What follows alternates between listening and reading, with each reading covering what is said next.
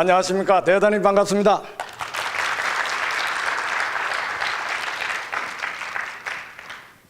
오늘 우리는 왜 창조경제, 창조도시를 구현해야 하는가, 우리는 그것을 어떻게 구현할 수 있는가 하는 문제를 논의하고자 합니다. 저는 경제학자로서 최근에 세 가지의 중대한 문제의식을 가지고 이 책을 저술했습니다. 첫 번째는 현재 선진 각국에서 논의되고 있는 창조경제가 새로운 경제 패러다임인가 아닌가 하는 것입니다. 만약에 그것이 새로운 경제 패러다임이라고 한다면 세상이 바뀐다는 것을 의미하는 것입니다. 돈 버는 방식이 바뀌는 것이고 생산하고 유통하고 소비하는 모든 방식이 바뀐다는 것입니다. 현재의 수많은 일자리와 그리고 시장이 사라질 것이고 새로운 수많은 일자리와 시장이 나타난다는 것입니다. 우리가 앉아있는 자리에 지각 변동이 지금 시작되고 있다는 것을 의미하는 것입니다.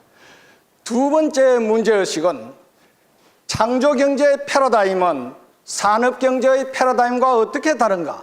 창조경제의 패러다임의 구체적인 모습은 어떤 것인가? 산업경제는 왜 그 수명을 다하게 되었는가 하는 문제를 밝히고자 했던 것입니다. 세 번째의 문제의식은 창조경제 시대가 열린다면 개인과 기업과 국가는 각각 무엇을 어떻게 해야만이 올바르게 살아갈 수 있을 것인가 하는 문제에 대해서 해답을 제시하고자 했던 것입니다. 지금 국내적으로 창조경제에 대한 많은 책들이 쏟아져 나오고 있습니다. 여러분들이 그 책의 대부분을 보시면은 영국의 토니 블레어의 이야기나 이스라엘의 스타트업의 이야기나 현 정부의 창조경제 정책을 소개하는 것입니다. 그리고 창조산업에 대한 소개 등으로 되어 있습니다. 이 책은 그런 책들과 근본적으로 다른 책입니다. 정 말하자면 이 책은 세상이 바뀐다는 것을 어떻게 바뀌는가 하는 것을 구체적으로 논리적으로 밝히고자 시도하고 있습니다. 여러분들 이 책에 보면은 복판에 그림이 하나 있습니다. 무엇으로 보입니까? 열쇠입니다. 키란 말입니다. 저것은 이 책에 나오는 창조경제와 관련된 주요한 용어들로서 융합을 해서 만드는 키, 열쇠입니다. 정말하자면 이것이 바로 창조경제 시대를 여는 열쇠라는 의미를 담고 있습니다. 자, 지금 여러분들은 세계 도처에서 경제 위기에 대한 이야기들을 하고 있습니다. 이것은 일시적인 경제 불황의 문제가 아닙니다. 무엇이 문제인 것 같습니까? 지금 22세기를 지배해왔던 산업자본주의와 금융자본주의가 근본적인 한계에 부딪혔다는 것입니다. 정말하자면 자본주의가 한계성에 부딪혀서 새로운 인재주의, 테일런티즘, 캐피탈리즘에서 테일런티즘으로의 이행이 필요한 시기에 들어왔다는 것을 의미하는 것입니다. 또한 대량 생산체제로 대변되는 산업경제 패러다임이 근본적인 한계에 부딪혔다는 것입니다. 여러분들은 인류 역사에 엄청난 영향력을 미쳐왔던 세 명의 위대한 경제학자를 보고 계십니다. 제일 왼쪽에 있는 사람은 칼 마르크스입니다. 이분은 자기의 경제 사상으로 가지고 20세기 초 20세기 중반에 세계의 반쪽을 붉게 물들였습니다. 두 번째 있는 사람은 존 메이나드 케인즈입니다. 이 사람은 세계 공황에 빠졌을 때 실업률이 30%씩 올라갈 때 그것을 해결할 수 있는 방법은 지금까지의 전통적인 균형 예산을 깨고 정부가 돈을 풀어서 유효수요를 창출해야 한다. 그래서 그 이후에 세계의 수많은 국가가, 아니 세계의 거의 모든 국가가 케인즈의 교시대로 국가 경제 정책을 이끌어 왔습니다. 정말하자면 재정금융정책이라는 거시경제 정책을 통해서 물가와 실업을 조율하면서 고도성장을 이룩해 왔습니다. 그 결과 현재 어떻게 되었습니까? 세계의 모든 국가는 엄청난 빚더미 위에 올라와 있습니다. 어느 나라 막론할 것 없이 국가는 막대한 부채를 가지고 있습니다. 그리고 엄청난 돈이 풀렸어요. 그래서 저금리 시대에 지금 들어와 있습니다. 이것은 무슨 이야기입니까? 케인즈의 정책이 더 이상 케인즈의 정책으로 일자리를 창출할 수 없는 한계에 부딪혔다는 것을 의미하는 것입니다. 칼 마르크스가 작고한 1883년에 케인즈와 똑같이 태어난 위대한 한 명의 경제학자가 있습니다. 바로 조셉 슈페트라는 사람입니다. 조셉 슈페트는 똑같은 불황, 실업을 놓고 케인즈와 전혀 다른 진단과 처방을 내렸던 것입니다. 조셉 슌페터는 이렇게 생각했는 것이죠. 단순히 유효 수요가 부족해서 불황에 빠진 것이 아니라 문제는 기업이 새로운 제품과 서비스를 생산해서 시장을 만들고 그렇게 하면 새로운 기업들이 뛰어들어서 엄청난 물량이 공급되면서 시장이 포화 상태에 빠진다. 이때 정부가 돈을 푼다고 해결이 될 것 같으냐? 그래서 대안이 뭐냐? 그것이 바로 유명한 창조적 파괴라는 이야기를 했습니다. 기업은 혁신적 마인드를 갖고 새로운 상품을 만들고 새로운 서비스를 해서 새로운 시장을 만들어서 기존의 시장을 갈아엎고 해야만이 경제는 새로운 활력을 찾고 갈 수 있다는 것입니다. 여러분, 케인즈와 슌페터 양대 학자를 생각해 보십시오. 여러분들은 지금 무슨 생각이 드십니까? 20세기가 케인즈의 시대였다면 21세기는 분명 슌페터의 시대가 될 것입니다. 이것은 산업시대가 가고 창조경제 시대가 도래한다는 것을 의미하는 것입니다. 자, 여러분들은 앞에서 제가 첫 번째 문제의식이 이런 이야기를 했습니다. 창조경제가 새로운 경제 패러다임인가 아닌가? 만약에 창조경제가 새로운 패러다임이라면 세상이 바뀐다는 것을 의미하고 이것은 우리의 삶 전체의 지각변동이 시작되었다는 것을 의미한다라고 했습니다. 여러분들, 이것이 우리가 먼 훗날의 이야기 같습니까? 여러분들, 이 그림에서 좌측 상단에 있는 그림, 저 그림이 무슨 그림 같습니까? 저 안에 앉아있는 사람이 지금 어디에서 무엇을 하고 있는 것 같습니까? 저 사진은 바로 CEO 2015, 즉 말하자면 2015년 1월에 라스베가스에서 열린 가전쇼에서 벤츠가 무인 그린카 F105의 내부를 공개한 것입니다. 지금 저 그림의 오른쪽에 앉아있는 남자는 운전석을 180도 돌려서 뒤에 앉은 친구가 지금 상담과 대화를 하고 있습니다. 이것은 벤츠가 앞으로 5년 이내에 상용화된다는 것입니다. 이것이 상용화되면 우리의 사회는 어떻게 변화할까요? 지금 내연기관을 기축으로 하는 자동차 부품의 수많은 부품업체가 사라지게 될 것입니다. 그리고 그 부품업체에 종사하고 있는 사람들이 갑자기 일자리를 잃게 될 것입니다. 그것뿐일 것 같습니까? 저것이 상용화된다면 운전사가 운전이 필요 없지 않습니까? 택시 기사의 잡이 다 사라지게 될 것입니다. 대리운전 잡이 다 사라지게 될 것입니다. 그것만 사라질 것 같습니까? 현재 저것이 상용화되면은 현재 교통사고의 90% 이상을 줄일 수 있다고 합니다. 무슨 이야기입니까? 자동차 보험회사의 갈 길이 암담하다는 것이죠. 거기에 종사하는 수많은 사람들의 일자리가 사라지게 될 것이라는 것을 의미합니다. 지금 저기에서 저 사람들은 무엇을 하고 있습니까? 미팅을 하고 있습니다. 저것이 바로 뭐예요? 무빙 오피스라는 것입니다.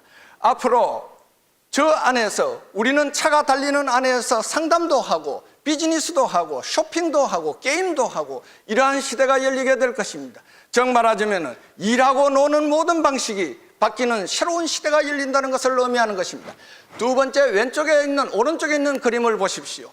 저 그림은 아라비아 숫자와 영어의 알파벳을 가지고 아주 정교하게 만들어져 있는 것입니다. 저것은 3D 프린터로 찍어낸 것입니다. 이것은 무슨 이야기냐? 3D 프린트는 이제 시작에 불과합니다. 앞으로 3D 프린트는 여러분들이 신고 있는 신발에서부터 비행기에 이르기까지 여러분들이 상상하는 그 모든 것을 찍어내게 될 것입니다. 세상이 어떻게 변화할 것 같습니까? 소비자가 자기가 원하는 것을 스스로 생산하는 프로슈머의 시대가 열리게 될 것입니다. 이렇게 되면 생산 시장의 판도가 어떻게 움직일 것인가 하는 것을 우리는 생각해야 될 것입니다. 밑에 있는 그림, 저것이 여러분들이 앞으로 여행을 하면 활용하기가 좋은 에어비앤비입니다. 간단하게 이야기하면은 소위 민박 글로벌 네트워크라고 볼 수가 있습니다. 저 세 사람이 처음에 시작이 어떻게 되었느냐? 처음에 LA에 있던 친구가 샌프란시스코에 올라와서 방세 1,300불을 내는 것을 부담스러워 고민하다가 만들게 되는 것이 민박의 세계 네트워크를 만드는 에어비앤비라. 에어비앤비의 에어비라는 것이 그게 에어베드라는 것을 말하는 것이고 B는 블랙버스트를 말하는 것을 줄인 것입니다. 이게 지금 창업을 2008년에 했는데 한 2, 3년 헤매다가 본격적으로 해서 한 4, 5년 정도가 흘렀습니다. 한 4년 만에 현재의 시장 가치가 얼마인지 아십니까? 10조를 넘어섰습니다. 이것은 무슨 이야기냐면 여기에 앉아 계시는 여러분들의 아주 단순한 하나의 아이디어로 상상을 초월하는 돈을 벌 수 있는 시대가 지금 열렸다는 것을 말하는 것입니다. 이것은 제가 앞에서 말씀드렸듯이 돈 버는 방식이 바뀌었다는 것을 의미하는 것이기도 합니다. 자, 지금 앞에 있는 우리가 그림을 보면서 우리는 무엇을 생각합니까? 무엇이 세상을 바꾸는 것 같습니까? 그것이 바로 창의성이라는 것입니다. 이제 자본이 아니라 창의성이 세상을 바꾸는 시대가 도래했다는 것을 의미합니다. 우리의 창의성의 중요한 것은 첫 번째는 과학적 창의성입니다. 대표적인 역사의 인물이 뭐예요? 아인슈타인이 저기에 나와 있습니다. 또한 과학적 창의성과 기술적 창의성의 바탕 위에서 문화적 창의성을 꼽힘으로써 르네상스 시대를 이끌었던 레오나르도 다빈치가 있습니다. 또한 과학적 창의성과 기술적 창의성, 문화적 창의성과 경제적 창의성을 결합시켜 내므로써 당대에 엄청난 부를 창출했던 스티브 잡스의 모습을 여러분들이 볼 수가 있습니다.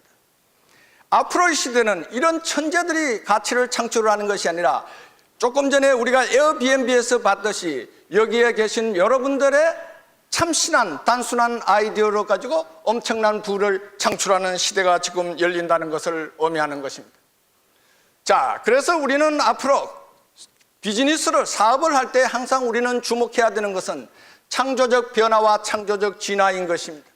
창조적 변화는 우리의 새로운 아이디어를 가지고 기능과 디자인을 바꾸면서 끊임없이 새로운 상품을 공급해서 시장을 개척해 들어가는 것입니다.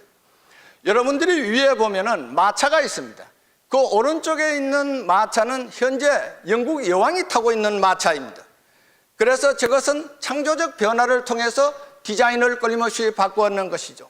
그런데 밑에 있는 것을 보시면은 물건이나 사람을 운반하는 운반기구인데 전혀 다른 것이죠. 위에는 마차가 동력인데 밑에는 스팀 엔진이 동력인 것입니다. 그래서 제임스 와트가 1776년에 개발한 스팀 엔진의 초기 모델이 저기에 떠 있습니다. 저것이 저 위에 보여지는 범용 기술의 창조적 진화하는 것을 주목하실 필요가 있습니다. 범용 기술이라는 것은 거의 모든 산업에 적용될 수 있는 기술의 창조적 진화가 일어나서 그것이 나비 효과를 일으키면서 그것이 산업혁명을 일으키고 그것이 경제 패러다임을 바꾼다는 것입니다. 그래서 제임스 와트가 저것을 개발하고 난 이후에 지금 왼쪽 오른 복판에 있는 저것이 바로 세계 최초의 기관차입니다. 그 밑에 있는 기관차가 창조적 진화를 거듭거듭해서 현재 시속 300km 이상 달리는 차가 나타났습니다. 여러분들이 그 우측에 있는 위에 있는 복판에 있는 것은 벤츠가 세계 최초로 개발한 자동차입니다. 그것이 현재 계속 창조적 진화를 거듭해서 현재는 거의 무인 크린카 시대를 여는 것을 우리는 눈앞에 두고 있습니다. 자, 저는 지금 대단히 중요한 이야기를 하고자 합니다. 즉, 창조 경제는 특정 정권이나 또는 특정 국가의 경제 정책의 어젠다가 아니라는 것입니다. 만약에 그것이 특정 정권의 정책 어젠다 같으면 그 정권이 물러가면은 그것도 함께 사라지게 될 것입니다. 그러나 만약 이것이 새로운 경제 패러다임 같으면은 우리는 새로운 경제 패러다임으로 이행하지 못하면 정권에 관계없이 국가 경제는 극도 위기에 빠지게 될 것이고 기업은 경쟁력을 상실하게 될 것이고 우리는 일자리의 불안의 공포에서 벗어나지 못하게 될 것입니다. 그래서 저것이 새로운 패러다임인가 아닌가를 설명하려면 새로운 경제 발전 단계설이 필요합니다. 우리가 앞에서 봤던 칼 마르크스는 경제 발전 단계설을 어떻게 했느냐? 생산력과 생산관계의 모순이 발생하면 새로운 생산 양식이 나타난다. 그래서 새로운 경제 발전 단계로 이행한다라는 경제 발전 단계설을 제시했습니다. 저는 이거와 전혀 다른 새로운 경제 발전 단계설을 지금 제시하고 있습니다. 즉 말하자면 앞에서 말씀드렸던 범용 기술에서 창조적 진화가 일어나면 그것이 나비 효과를 통해서 혁명, 생산혁명, 산업혁명을 일으키면서 그것이 새로운 경제 패러다임을 만들어낸다는 것입니다. 그래서 농업혁명이 일어나서 농업경제가 나타났고 산업혁명이 일어나서 산업경제가 나타났습니다. 자, 지금 현재 산업경제를 근본에서부터 뒤흔들고 있는 것은 어디에서 출발했을까요? 그것은 바로 컴퓨터의 문제입니다. 자, 여러분들이 지금 좌측에 있는 저 그림, 큰 그림, 무슨 그림 같습니까? 저것이 최초의 컴퓨터입니다. 저것이 컴퓨터 여러 대를 교실에 놔두는 것이 아닙니다. 한 대의 컴퓨터입니다. 저것이 점점 창조적 진화를 해서 이제 여러분들의 손안에 들어오는 컴퓨터까지 창조적 진화를 했습니다. 인터넷을 한번 볼까요? 여러분들이 이 인터넷 좌측에 있는 그림은 1969년에 미 국방부에서 의뢰해서 스탠포드 대학과 그리고 산타바바라 그리고 유타 대학 UCLA를 연결하는 아주 단순으로 연결하는 최초의 인터넷이 개통되는 것을 말합니다.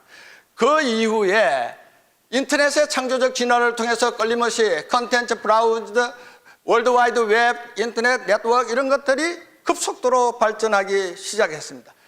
자, 우리는 이 두 가지, 즉 말하자면 컴퓨터의 창조적 진화와 인터넷의 창조적 진화가 상호작용하면서 무슨 일을 일으켰느냐? 정보통신혁명을 일으켰다는 것입니다. 그런데 그 뒤에 서치 엔진, 검색 엔진이 발달하면서 학자나 소수의 두뇌가 지식을 생산하는 것이 아니라 모든 사람이 새로운 지식을 생산할 수 있는 시대가 열려버렸어요. 지식과 정보를 수집, 분석, 가공해서 새로운 지식과 정보를 창출할 수 있는 시대가 열려버렸다는 것이죠. 그것이 바로 뭐예요? 지식혁명의 시대가 왔는 것이죠. 그래서 지식경제가 열렸던 것입니다. 그런데 최근 한 5, 6년 사이에 놀라운 새로운 범용기술의 창조적 진화가 이루어지기 시작했습니다. 그것이 바로 융합생태계, 메타기술, 그리고 개방 플랫폼이 형성되기 시작했습니다. 이것이 형성됨으로써 우리의 상상력, 우리의 아이디어가 곧바로 경제적 가치로 넘어갈 수 있는 새로운 차원의 창조경제가 출현하게 되었다는 것입니다. 자, 그러면은 경제 패러다임이 바뀐다는 것을 우리가 아주 잘못 이해하는 경우가 많이 있습니다. 우리가 산업경제가 됐다고 해서 농업이 사라집니까? 그렇지 않습니다. 우리가 창조경제가 된다고 하는 것은 창조산업만 가고 기존의 산업은 다 문 닫으라 하는 이야기를 지금 하고 있는 것이 아닙니다. 기존의 산업의 생산 전략을 다 바꿔야 된다는 것이죠. 지금 저기 보시면은 왼쪽 상단에 있는 것은 농업경제 패러다임으로 농사를 짓고 있습니다. 동력이 무엇입니까? 인력과 소의 힘으로서 지금 농사를 짓고 있습니다. 똑같은 농사를 오른쪽 상단에 보면 어떻게 짓고 있습니까? 기계로 가지고 짓고 있습니다. 이것은 산업경제의 패러다임으로 지금 농사를 짓고 있습니다. 여러분들이 농업경제 시대에는 우리는 날이 밝으면 나가서 일을 하고 어두우면 돌아서 자야 되고 봄에 씨 뿌리고 여름에 키우고 가을에 거두고 겨울에는 농한기가 되었습니다. 산업경제에서는 농한기와 농변기가 없어야 되죠. 그래서 비닐하우스가 있고 그래서 겨울에도 딸기와 수박이 생산되었습니다. 창조경제 시대는 어떻게 농사를 지을까요? 여러분들이 우측 하단에 보면은 저 비닐하우스 안에 온도나 습도나 이런 것을 실시간으로 해서 그것을 손에 쥐고 있는 스마트폰으로 확인할 수 있습니다. 우리는 저것을 보고 사물 인터넷을 통해서 습도나 온도 등등을 적절히 조절함으로써 우리는 상품의 질이 높고 수확량이 높은 농산물을 생산할 수 있게 되었습니다. 이것은 하나의 농업의 의인 것입니다. 따라서 농업이든 제조업이든 서비스업이든 모두 산업경제의 패러다임에서 창조경제의 패러다임으로 앞으로는 사업을 해야 된다는 것을 의미하는 것입니다. 창조경제를 단순히 스타트업이나 창조산업만으로 국한해서는 안 된다는 것을 제가 말씀드리기 위해서 이 예를 들고 있습니다. 창조혁명이 일어나고 있다라고 제가 말씀을 드렸습니다. 창조혁명이 일어나기 위한 2대 명제와 4개의 충족 요건이 여기에 나와 있습니다. 혁명이 일어난다는 것은 무엇입니까? 한 사람이 혁명을 할 수 있습니까? 혁명이 일어난다는 것은 여러 사람이 같이 동참할 수 있다는 것입니다. 소수의 천재나 자본가만이 새로운 아이디어를 경제적 가치로 창출할 수 있는 것은 인류 역사 이래의 인류 문명사 자체가 창조적 변화요 진화의 과정이었습니다. 그러나 그것은 소수의 영역이었어요. 이제는 다수의 영역으로 바뀌었다는 것이죠. 여기에 있는 모든 분들이 그러한 주인공이 될 수 있다는 것을 말합니다. 그래서 명제 1은 모든 사람이 창의적 인재는 아니지만 모든 사람은 창의적 인재가 될 수 있다는 것입니다. 무엇을 통해서? 휴먼웨어를 통해서. 휴먼웨어가 무엇입니까? 휴먼 리소스, 인적 자원을 크리에이티브 리소스, 창조적 자원으로 바꾸는 웨어를 휴먼웨어라고 하고 있습니다. 자, 두 번째 명제는 그 아이디어나 상상력을 그대로 묻어버리는 게 아니라 창의적 인재는 누구나 자신의 창의력으로 창의적 지식을 생산할 수가 있고 그것을 가지고 경제적 가치를 실현해낼 수 있다는 것입니다. 어떻게 해서 그것이 가능할까요? 그것을 가능하게 하는 3대 충족 요건이 나와 있습니다. 자, 융합 생태계, 지식 융합 생태계와 비즈니스 융합 생태계가 지금 빠른 속도로 발전하고 구축되어 들어가고 있습니다. 여러분들이 어떠한 새로운 아이디어가 있다 합시다. 그 아이디어로 여러분들이 바로 새로운 경제적 가치를 만들 수 있겠습니까? 그렇지 않습니다. 여러분들이 그 아이디어에 수많은 과거의 지식, 새로운 아이디어가 결합을 해야 되죠. 그것을 결합시킬 수 있는 아까 이야기했던 검색 엔진이라든지 이런 것이 굉장히 발달하면서 지식 융합 체계가 지금 형성이 되고 있어요.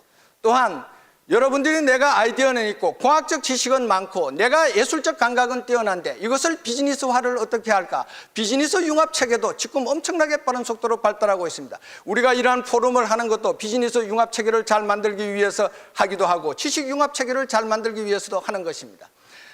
그래서 여러분들이 그 아이디어를 가지고 새로운 상품을 만들었다 합시다. 우리가 산업경제에서는 그 새로운 상품을 여러분들이 시제품을 만들어 보려면 금령을 굽는데 엄청난 돈이 들어가요. 여러분들이 어떻게 그 아이디어를 실현할 수 있습니까? 여러분들이 앞에서 봤던 3D 프린팅은 여러분들의 상상과 아이디어를 실제의 모습으로 만들어 볼 수 있는 것이죠. 무엇을 통해서? 3D 프린팅과 같은 메타 기술을 통해서. 즉 여러분들이 필요로 하는 기술을 별도로 만들 필요가 없어요. 여러분들이 필요로 하는 기술을 뒷받침하는 기술의 기술, 메타 기술이 엄청나게 빠른 속도로 지금 발달하고 있습니다. 그래서 여러분들이 물건을 만들었다 합시다. 어디에 어떻게 팔아야 되겠습니까? 대구 시내, 한국에 그것을 뛰어넘어서 전 세계를 상대로 해서 팔 수 있는 시장이 열렸어요. 그것이 바로 오픈 플랫폼, 개방 플랫폼입니다. 여러분들이 어떠한 제품을 만들고 서비스를 만들어서 여러분들 스스로가 개방 플랫폼을 만들어서 그것을 전 세계 시장을 개척할 수도 있을 것이고 이미 있는 개방 플랫폼을 활용해서 여러분들이 시장을 확장할 수 있겠죠. 여러분들의 아이디어가 여러분들의 새로운 상품과 서비스가 되고 그것이 개방 플랫폼을 타고 전 세계로 확산되면서 여러분들이 거부가 될 수 있는 길이 열리고 있다는 것을 의미하는 것입니다. 이것이 바로 창조혁명이고 그렇기 때문에 세계 도처에서 하루가 다르게 수많은 새로운 창조적 상품이 쏟아져 나오면서 창조경제를 이끌게 될 것이라 하는 것입니다. 자, 여러분들이 이 그림을 보십시오. 그러면 창조경제의 패러다임은 어떤 모습을 가지고 있을까 하는 것입니다. 밑에 보면은 창조경제의 생태계가 쭉 나와 있습니다. 8개의 생태계가 구축이 되어야만이 창조경제가 올바르게 꼽힐 수 있다는 것을 의미하고 그 생태계가 잘 구축이 되면 여러분들의 창의력과 상상력과 아이디어가 혁신과 융합과 창조를 통해서 스타트업으로 또는 문화 기반 창조 산업으로 또는 과학 기반 창조 산업으로 또는 기존 산업의 혁신을 통해서 우리는 성장 동력을 확보하고 새로운 좋은 일자리를 창출할 수 있다는 것을 저 그림은 보여주고 있습니다. 여러분들이 저 그림을 보면서 무엇을 느끼고 계십니까? 지금 이 그림에서 보면은 우리나라는 유일하게 선진국과 경쟁에서 손색이 없는 수준에 올라와 있는 생태계는 딱 한 개 있습니다. 뭡니까? ICT 인프라입니다. 나머지는 여러분들이 보십시오. 창조경제라는 것의 핵심의 씨앗은 뭡니까? 창의성 아닙니까? 창의성은 누가 만듭니까? 창의적 인재가 만듭니다. 현재 우리나라의 인재 육성 시스템은 어떻게 되어 있습니까? 선생이 가지고 있는 정량화된 지식을 학생에게 제록서 그대로 복사를 시키고 있습니다. X형 인재 육성 시스템을 가지고 있단 말입니다. 이 인재 육성 시스템을 가지고 창조경제를 어떻게 만들어 갑니까? 그래서 우리는 스스로 가치를 창출할 수 있는 일드형 인재, Y형 인재를 생산할 수 있는, 양성할 수 있는 국가 전체적으로 인재 육성 패러다임의 대대적인 개혁 작업이 지금 필요하다는 것을 의미하는 것입니다. GIU, 글로컬 이니시어티브 유니버시티를 말합니다. 정 말하자면은 대학이 새로운 일자리와 산업을 이니시에이트하고 그것을 글로벌 마켓에서 경쟁할 수 있는 수준으로 만들어낼 수 있는 대학, 대표적으로 스탠포드 대학과 같은 것이죠. 스탠포드 대학의 졸업생이 현재 자기들이 창업을 했는 기업의 1년 매출액이 어느 정도 규모인지 아십니까? 놀라지 마십시오. 훌란스의 1년 GDP와 맞먹습니다. 이것이 대학입니다. 우리나라에 과연 GIU가 어느 대학이 GIU라고 우리가 부를 수 있습니까? 우리가 이러한 인프라를 지금 가지고 있습니까? 여러분들이 주식재산시장, 주식재산시장은 산업시대에 있어서, 산업경제에 있어서 정권시장만큼 중요한 시장입니다. 그런데 우리나라는 제대로 형성도 되어 있지 않습니다. 현재 우리가 은행에서 대출을 받아가지고 청년들에게 창업을 하라고 이야기하고 있는 것은 너가 신용불량자가 되는 것을 감수하라고 하는 것과 똑같은 이야기입니다. 그래서 우리는 간접금융이 아닌 직접금융을 통해서, 투자를 통해서 스타트업을 할 수 있는 창조금융시장이 형성돼야 됩니다. 저 모든 것에 활동의 무대를 깔아줄 것이 바로 창조도시인 것입니다. 어느 하나 지금 제대로 되어 있는 것이 지금 있습니까? 여러분들이 보십시오. 지금 이것은 지금 밑에 1990년에부터 2013년으로 Y축을 따라서 지금 올라가고 있습니다. 저 그림은 무엇을 보여주고 있는가 하면은 우리나라가 기업이 지식재산권을 해외에서 수입해가지고 제품을 만들어가 수출하면서 치른 그러한 지불 행위입니다. 그래서 우리나라에 지금 왼쪽에 있는 빨간 막대가 순적자를 나타냅니다. 2013년 한 해만 보면 우리나라가 지식재산권 국제수지 적자만 5조 4천억을 지금 지불하고 있습니다. 우리나라의 지식재산권 시장이 어떤 수준에 있고 지식재산권의 생산 능력이 어느 수준에 있는가를 여러분들은 충분히 짐작하실 수 있을 것입니다. 자, 앞에서 봤던 창조경제 생태계의 대부분은 중앙정부가 중심이 되어서 깔아야 되는 부분입니다. 지방정부가 해야 될 굉장히 중요한 부분이 8개 생태계 중에 하나가 있습니다. 그것이 바로 창조도시입니다. 창조도시는 바로 창조경제, 창조산업이 꼽힐 수 있는 그 터전, 텃밭을 가꾸는 것입니다. 자, 왜 이것을 우리는 가꾸어야 할까 하는 것이죠. 그것은 여러분들이 과거에 우리가 산업경제에서 일자리는 어떻게 창출했습니까? 기업이 일자리를 창출한다는 대명제가 있습니다. 그래서 기업이 있는 곳으로 노동력이 이동했어요. 그래서 우리는 기업하기 좋은 환경, 외부 경제 효과를 극대화시키기 위해서 우리는 산업단지를 조성하고 공업단지를 조성하는 것이 그 지역을 발전시키고 그리고 일자리를 창출하는 핵심 전략으로 인식해왔어요. 그런데 여러분들 지금 글로벌 마켓을 가만히 들여다보십시오. 바다의 한류와 난류와 같은 양대의 흐름이 있듯이 지금 글로벌 마켓의 기업의 이동에 양대 흐름이 있습니다. 하나는 저임금 지대와 시장을 찾아서 이동하는 기업이 있고 하나는 첨단 기업이 이동하는 패턴이 있습니다. 첨단 기업은 저임금 지대로 이동하는 것이 아니라 창조도시가 있는 곳으로 이동하고 있는 것입니다. 그래서 창의적 인재가 일자리를 창출하는 시대가 열렸습니다. 그들이 스타트업을 통해서 새로운 기업을 일으키기도 하고 그들이 기존의 기업에서 경쟁력을 발휘함으로 인해서 세계 시장을 개척해 가기도 합니다. 창의적 인재가 많은 창조도시로 첨단 기업이 이동하고 있기 때문에 우리는 창의적 인재가 모여들 수 있는 도시, 창조도시를 만들어야 합니다. 어떻게 만들어야 할까요? 지금 동심원 모델을 제시하고 있습니다. 정 말하자면 수박, 원의 중심에 핵이 있고 그 주변에 중심피가 있고 외피가 있다는 것입니다. 자, 창조경제 혁신센터 우리는 어떻게 만들어야 돼요? 무엇을 위한 곳입니까? 저것이 바로 스타트업, 씨앗이 발화하는 곳입니다. 저것이 발화할 수 있도록 할 수 있는 방법은 크랙 모델이라는 것으로 제시를 하고 있습니다. 그러면 그 씨앗이 발화해서 숲이 되게 해야 되겠죠. 그렇게 하기 위해서 우리는 창조경제 혁신 클러스터가 필요합니다. 창조경제 혁신 클러스터를 조성하는 전략은 창조경제의 혁신센터를 조성하는 전략과 달라야 합니다. 그래서 갤링 모델을 지금 제시를 하고 있습니다. 우리가 만약에 사막에다가 씨앗을 억지로 물을 줘서 틔우면은 환경이 건조하고 이렇게 하면은 자라자마자 말라버릴 것입니다. 그것이 건전하게 피려면 어떻게 되겠어요? 창조도시를 만들어야 되겠죠. 그래서 그러한 씨앗이 발아하고 그것이 숲으로 이어질 수 있는 그러한 환경을 잘 깔아줘야 된다. 그것이 창조적 도시를 만드는 거예요. 어떻게 만들어야 할까요? 창조도시를 만드는 5가지 요건을 제시하고 있습니다. 창조도시는 첫째, 다양성을 통해서 우리가 다양성의 융합을 통해서 창의성이 나온다는 것은 이미 널리 알려져 있는 사실입니다. 따라서 도시의 다양성을 어떻게 높일 것인가? 도시의 톨런스, 관용성을 어떻게 높였습니까? 아까 시장님께서 시민의 자유가 마음껏 꼽히고 그 자유로운 영혼에 의해서 새로운 가치가 창출될 수 있는 도시를 만들려면 도시의 다양성, 도시의 관용성을 최대한 끌어올려야 되는 것입니다. 두 번째의 문제는 혁신 정체성을 확보하는 것이 대단히 중요합니다. 여러분들 우리가 실리콘밸리, 영국의 런던의 테크시티의 이야기를 들으면 끊임없이 그 속에 혁신이 일어난다는 생각을 여러분들은 가보지도 않았어도 그 도시 이름만 듣고도 머리에 떠올리게 됩니다. 그것이 바로 혁신 정체성입니다.